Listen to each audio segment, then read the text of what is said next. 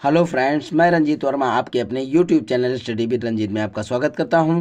Friends, मैं आज आपको एक ऐसा वीडियो पढ़ाऊंगा जिसमें लगभग 99% जितने भी पॉइंट हैं इसी में से पूछे जाएंगे। अर्थात मैं आपको बच्चों आज पर्यायवाची शब्द पढ़ाऊंगा और मैंने अपने इस वीडियो में जितने शब्दों का समावेश किया है इसी में से घुमा फिरा कर हर बार परीक्षा में पूछे जाते हैं तथा आपकी अनेक कॉम्पिटिटिव जो परीक्षाएं होती हैं इन्हीं में से पूछे जाते हैं। ठीक है, तो बच्चों आपको पूरी पुस्तक पढ़ना नहीं पड़ेगा, यानी पढ़ने की कोई आवश्यकता नहीं है। तो बच्चों जितने भी मैंने इसमें पर्यायवाची शब्द लिखे हैं वह इन्हीं को आपको याद करना है और निश्चित रूप से इन्हीं में से पूछे जाएंगे।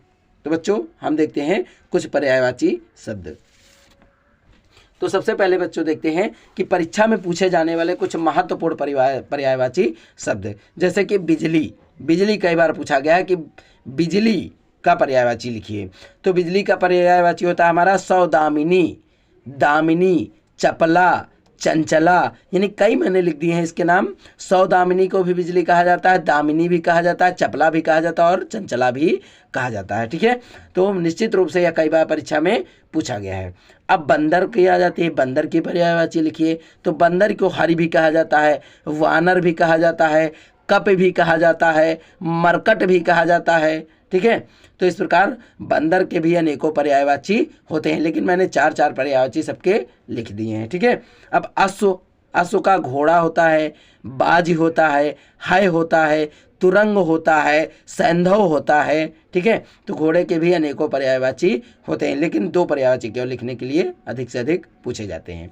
अब बच्चों देखते हैं हमारा अमृत का पर्यायवाची क्या होगा। अमृत का पर्यायवाची पूछ लिया जाता है कि सुधा, पीयूष, अमी, सोम, ये क्या है, या सोमरस ये भी कहा जाता है। तो अमृत का पर्यायवाची हो जाता है सुधा, पीयूष, अमी, सोम, सोमरस। ठीक, अब बच्चों हम देखते हैं हमारा अग्नि का पर्यायवाची क्या होता है। अग्नि का बहुत ही सरल है, लगभग लोगों को आता है। आग, अनल, कृषाण, हुतासन, पावक, ये सब किसके, आग के पर्यायवाची हैं। ठीक है, या अग्नि के पर्यायवाची है। आग को भी अग्नि कहा जाता है। ठीक है, अब बच्चों देखते हैं आकाश। आकाश का नभ, गगन, व्योम, शून्य। ठीक, इस प्रकार आकाश के भी मैंने चार पर्यायवाची शब्द लिख दिए हैं। अब बच्चों देखते हैं आँख का पर्यायवाची क्या होता है। नयन, लोचन, चक्षु, नेत्र, इस पर आँख के भी मैंने चार पर्यायवाची शब्द लिखे हैं।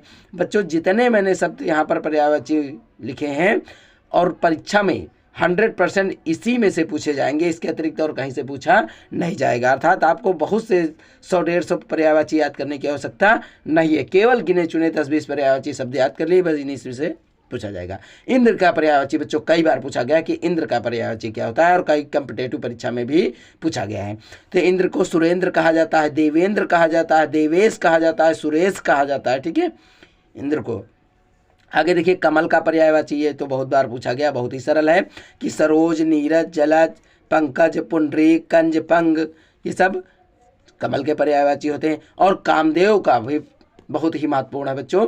कामदेव का जो पर्यायवाची शब्द है ये भी कई बार पूछा गया है कि मदन, अनंग, काम, मनोज, ये सब क्या है, कामदेव के पर्यायवाची शब्द हैं। ठीक है, फिर चंद्रमा का सोम, सुधाकर, इंदु, मयंक, ये सब चंद्रमा के पर्यायवाची हैं।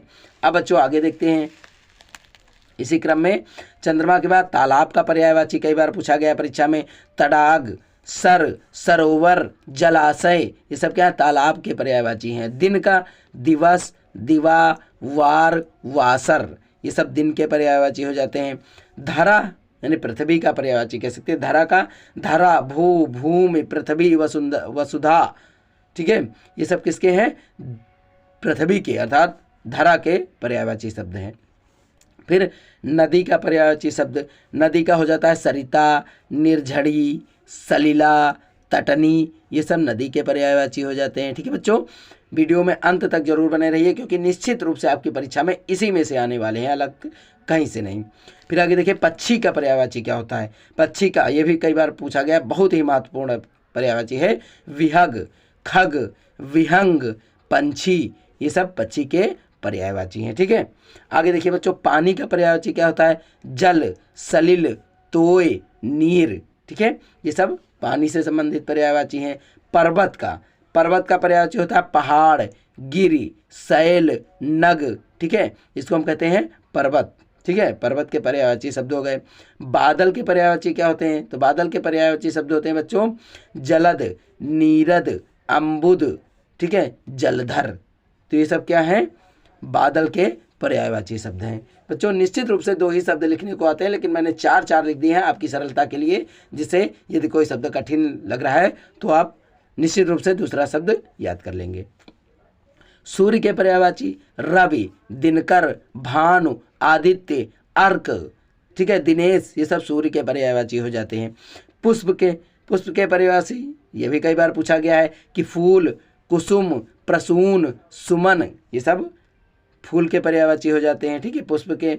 सांप का पर्यायवाची बच्चों बहुत ही महत्वपूर्ण है कि सर्प, भुजंग, नाग, विषधर, ये सांप के पर्यायवाची हो जाते हैं। अब बच्चों देखते हैं हमारा पवन का पर्यायवाची क्या होता है। पवन का हो जाता है समीर, बयार, अनिल, वायु, ये क्या है? पवन के पर्यायवाची शब्द हैं। बच्चों निश्चित रूप से इन्हीं में से पूछे जाएंगे, बिल्कुल विश्वास से याद करिए, एकदम कॉन्फिडेंस के साथ कि इसी में से पूछे जाएंगे, बस इसके अतिरिक्त कहीं से बोर्ड में पूछा नहीं जाएगा। आगे देखते हैं वन का पर्यायवाची क्या होता है। वन भी बहुत ही महत्वपूर्ण शब्द है बच्चों। वन का पर्यायवाची होता है विपिन, आरण्य, ठीक है, जंगल, कानन, ये सब क्या है? वन के पर्यायवाची शब्द हैं। अब देखते हैं बच्चों माता का पर्यायवाची क्या होता है। माँ, जननी, जाया, अम्बा, मात्र, ये सब माता के पर्यायवाची हैं। फिर गज के पर्यायवाची क्या होते हैं। कुंजर, हस्ती, गयंद, सुंडी, ये भी कई बार पूछा गया है, बहुत ही महत्वपूर्ण है बच्चों। कुंजर यानी हाथी का पर्यायवाची अर्थात गज का पर्यायवाची। फिर पत्थर का, ये तो बहुत ही महत्वपूर्ण है, पत्थर का पाषाण, पाहन, अस्म, प्रस्तर, ये पत्थर के पर्यायवाची शब्द हैं। आगे बच्चों देखते हैं गंगा का पर्यायवाची। गंगा का पर्यायवाची क्या होता है। विष्णुपदी, नदीश्वरी, देवंदी, जाह्नवी, ये सब क्या है? गंगा के पर्यायवाची शब्द हैं। और उन्नति का पर्यायवाची शब्द क्या होता है? तो इसमें प्रगति, उत्थान, उत्कर्ष और विकास, ये उन्नति के पर्यायवाची शब्द होते हैं। तो बच्चों मैंने कुछ चयनित किए हुए बहुत ही इम्पॉर्टेंट शब्द चयनित करके अपना यह वीडियो तैयार किया है, और बिल्कुल आप 100% कॉन्फिडेंस के साथ इन्हीं में से पढ़ाई करिए और निश्चित रूप से इन्हीं में से पूछा जाएगा। धन्यवाद।